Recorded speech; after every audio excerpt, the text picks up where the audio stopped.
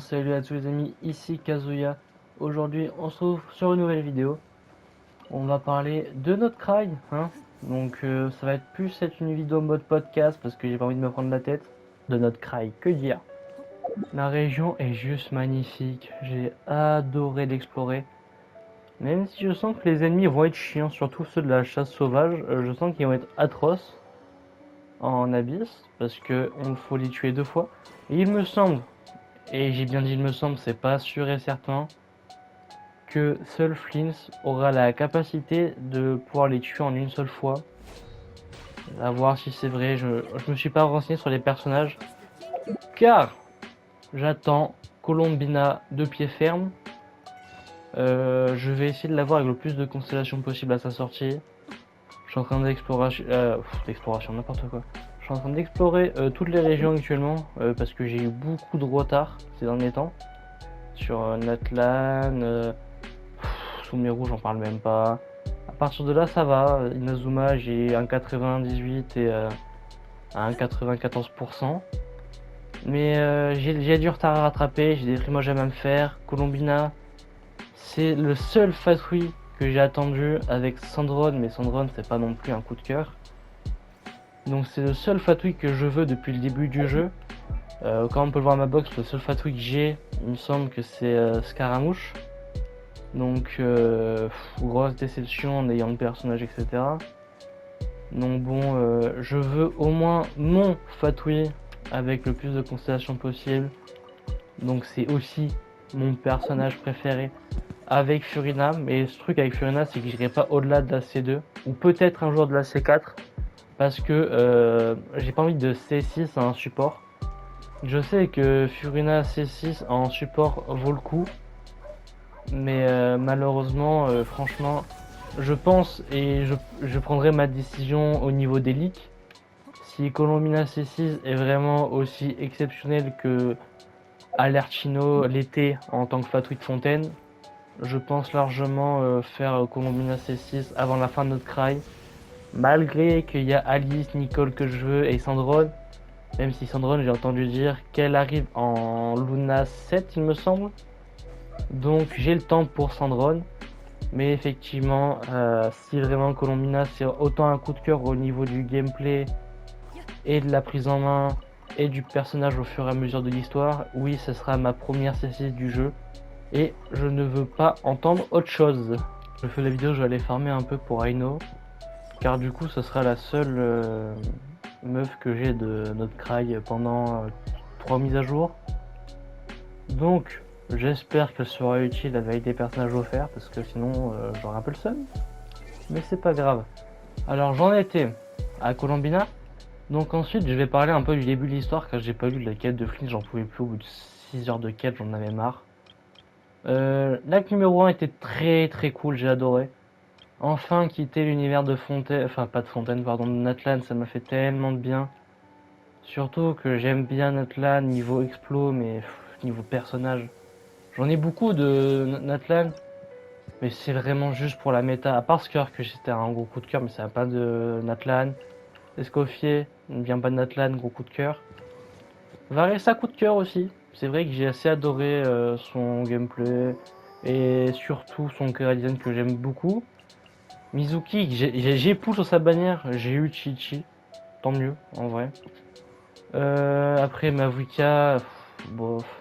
J'avoue que Citlali, gros coup, énorme coup de cœur pour le coup. Et je suis super content qu'elle marche avec tous les personnages pyro, donc ma Utao surtout, ma Wicca, aussi avec une Villette, Furina que je joue la plupart du temps en DPS maintenant. Donc je suis assez content. Shaska, pas coup de cœur, j'aime pas son chara design, j'aime bien son gameplay mais pas le chara design. Shilo, que je devais pas l'avoir, je l'ai eu en 2 multi. Donc on va dire que c'est bien pour le confort de jeu, mais j'aurais pu m'en passer. Kinish, personnage que j'adore, donc j'ai poussé sur mon secondaire. D'ailleurs, un jour, je vais faire une vidéo sur mon secondaire. On va voir ce qu'on peut faire, on peut voir comment me débrouiller maintenant. Moi, l'année j'ai pull car c'était la hype de Natlan. Et je la regrette un peu, mais c'est dans la collection, c'est cool, c'est déjà ça. Et Kachina quoi. Vous, ce que vous pensez de notre Cry et votre avis par rapport à tout ça, par rapport aux personnages, aux lits qui sont arrivés, si vous les suivez, si vous avez kiffé faire cette exploration, si vous l'avez faite, ce que vous avez pensé de la quête, moi j'ai adoré. Et je te dis honnêtement, hein, je pense que Fontaine va se faire détrôner par notre Cry d'ici peu, si on est sur cette lancée-là. Même si Furina restera mon personnage préféré imbattable, j'avoue que Colombina me hype assez. Maintenant, que dire de notre Cry? Qu'est-ce que je vais en penser plus tard? Si ça continue comme ça, franchement, ça serait parfait. Ça fait du divertissement. L'exploration est pas chiante à faire. La quête, une fois que c'est fait, c'est fait. Les quêtes secondaires étaient super intéressantes, même si je les ai pas lues. Le gameplay à voir dedans, c'était super cool. La direction artistique, j'ai trouvé ça super beau du coup. Et niveau des personnages à venir, donc Varka, Alice, Nicole, Loma, Flint, c'est des personnages que je trouve très cool. C'est vrai qu'une région m'a jamais fait autant envie d'invoquer, même si je vais me retenir. Mais c'est vrai que si j'aurais été dans Natlan et que j'aurais eu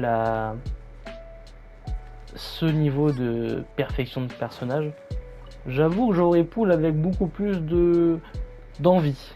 Parce que j'avoue que Nicole, elle me fait assez de l'œil avec son cara design un peu, on va dire, hivernal, avec Alice, avec son côté un peu sorcière, bon, à l'instar de sa fille, bien sûr. Mais j'ai trouvé ça vraiment très cool. Et avoir une région avec autant de personnages hype, c'est super rare, hein, parce que Natlan, à part Mavuka, pas grand chose était hype. Mais c'est vrai que, du coup, notre Cry, pour moi, ça va être un peu la renaissance de Genshin, car pour moi, c'était soit notre Cry termine Genshin, soit notre Cry va donner un nouveau Prime à Genshin. Pour moi, c'est clairement la deuxième option.